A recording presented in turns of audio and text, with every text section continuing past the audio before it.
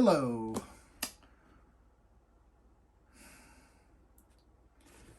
This is the Steam Deck just received today. I'm going to go over first off the packaging and all that, presentation. I definitely have to say I love this side up being the companion cube, and the love your companion cube. I am not sure what this symbol is, but I have a feeling it's Steam related as well. Anybody in the comments could let me know what that means. Anyways, let's get on this. I did remove my address label since I don't particularly wish people to get that information at 4K. You have the barcode and all that information on it. Other than that, this is kind of a plain box. So apparently Valve did listen from the first batch that original batch had everything kind of really indicating this was a Steam Deck. So let's get this opened up.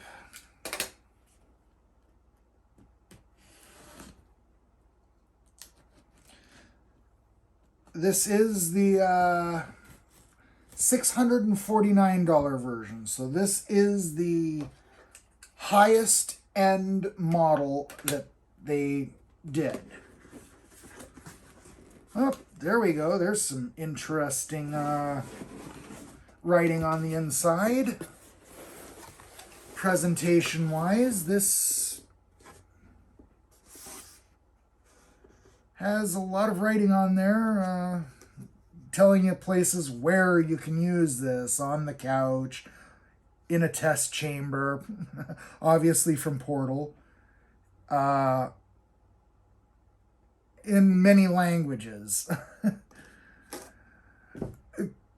They do have a sense of humor there at Valve. We have the basic instructions. Okay, that logo apparently is the Steam Deck's logo. Okay. So we have the Steam Deck itself, which is inside its case. And we have what appears to be the charger. I definitely have to say I really do like all the writing on there of where you can use this. That is cute. Okay. Now, we'll wait on the opening of that. So, first we're going to do the charger, which is a pretty standard charger. Almost has that Apple look to it, just instead of white, it's black. And it is a USB-C type plug. Quite a beefy little power supply.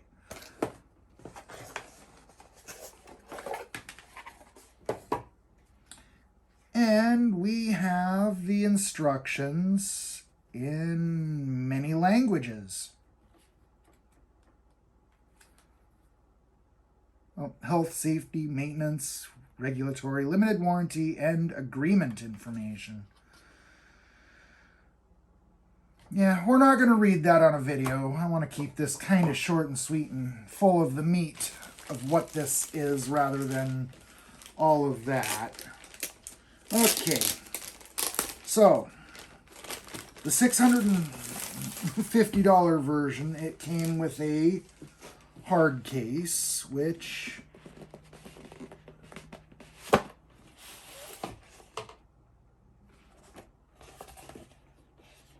we have, then they zipped it shut and put a nice little valve tag on it. Well, let's remove that.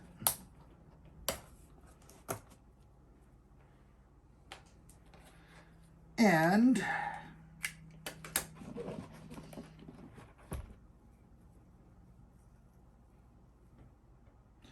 I have a feeling this is for the charger, which will go right here. It looks like it fits perfectly. This case really does feel fairly premium. It's got a nice feel to it. It is rather rigid.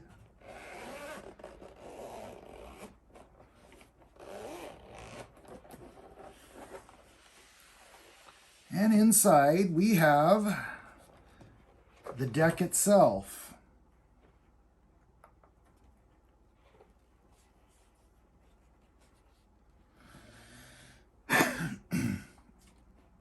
Now, the high-end model has the etched glass, so it's not supposed to be cleaned in the same with like chemicals. They do give you a cleaning cloth.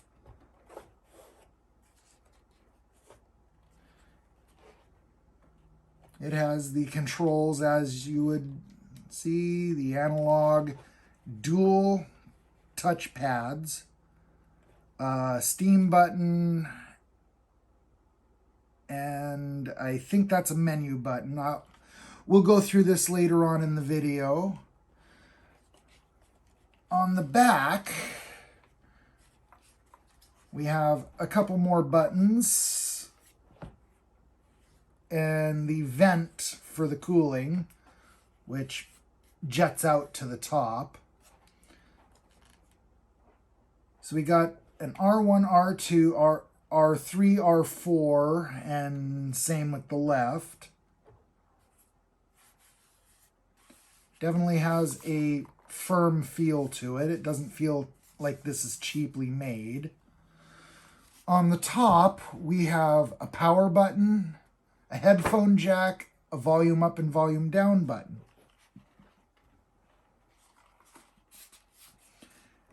And on the bottom, we have the SD card slot.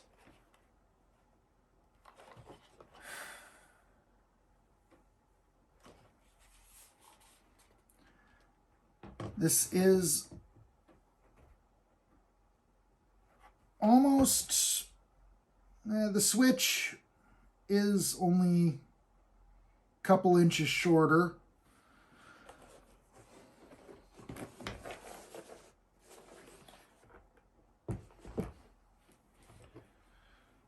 This is a big beefy boy. I would say on a scale, this actually feels quite, how would I put this? It doesn't feel unruly in the hand.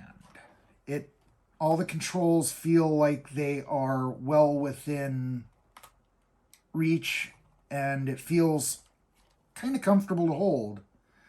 They put a lot of design and a lot of thought into the design of this. All right. The next step I'm going to make in this video, I'll charge this up and I'll run it through a little bit of software, since I think setup might take a little bit longer than I want to do this video for. So, see you in a minute or so. Okay.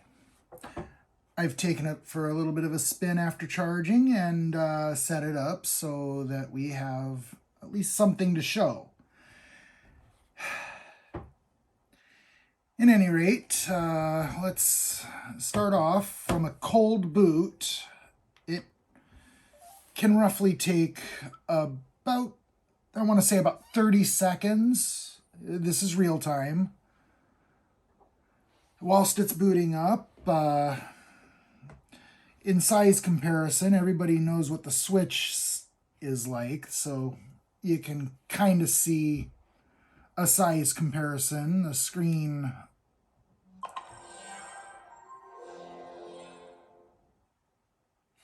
Okay, there we go. It is booted up. But as I was pointing out, the size of the screen is roughly, I want to say about, looks to be about half an inch bigger diagonally than the Switch OLED model. It has an okay viewing angle. You're more likely to view it straight on or just at a slight angle, which is perfectly fine.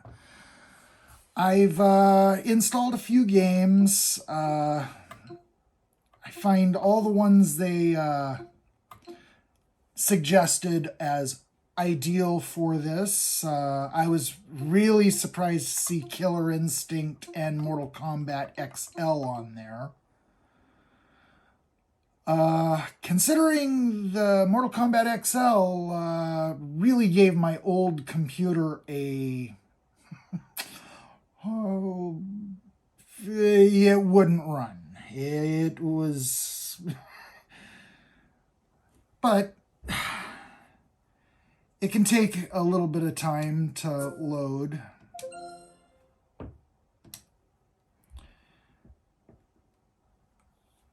All right, let's do a quick. This is also a real time getting in, starting launch, da-da-da-da.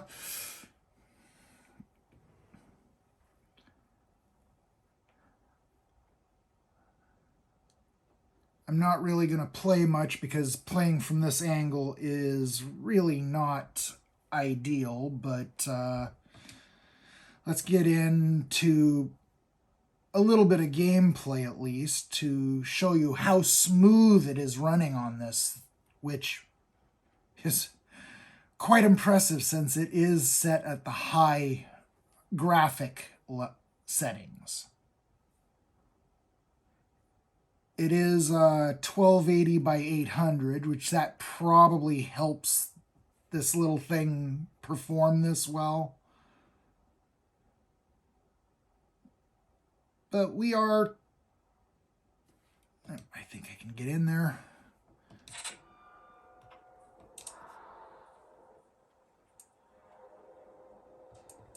Yeah, heck, we'll go into training practice.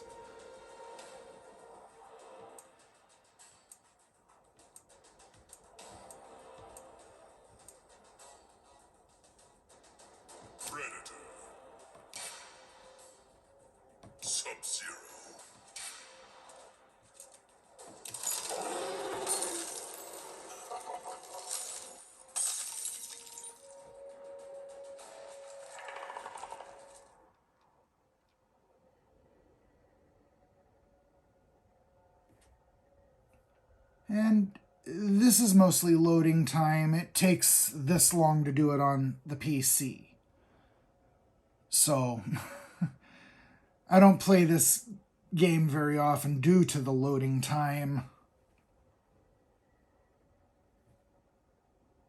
Since it does this between each and every match.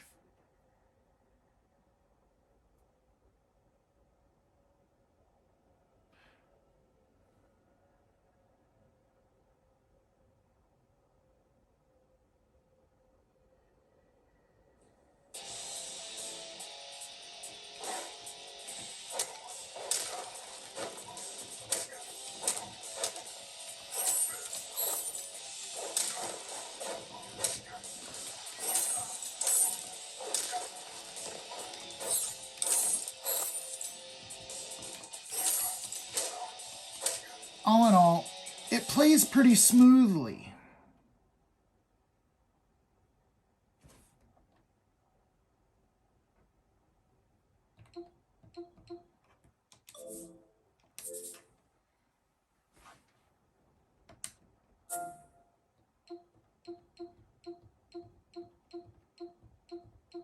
Let's see. Where was the...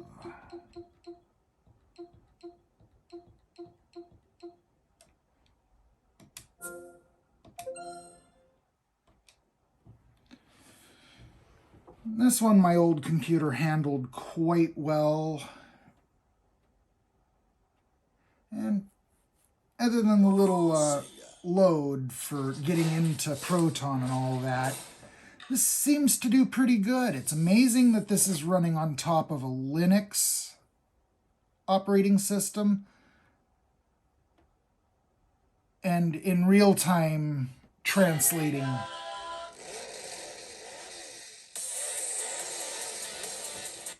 Sonic and All-Stars Racing transform. Select a career. Select a world tour. Select a tour. Rosen Valley. Select an event. Race. I'm definitely going to suck at this, but it's just for showing. Sonic. Standard. Just show off what this is doing.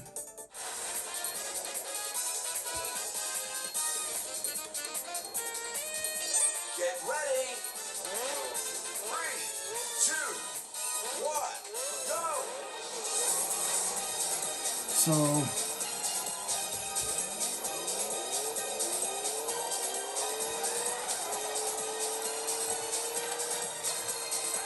it runs pretty fluidly.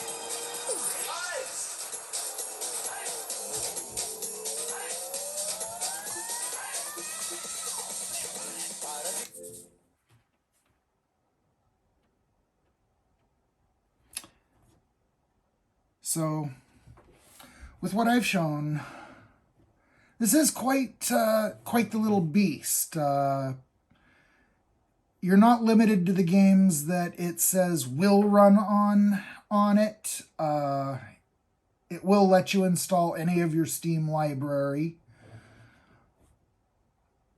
There are some that will not run at all, and then there's some that has a little exclamation mark, which generally means something isn't going to be perfect, such as it needs a keyboard, so you're going to be interrupted by the on-screen keyboard. Or just some things in general not totally controller done. I definitely say it's worth it. It is indeed a portable gaming system. I will be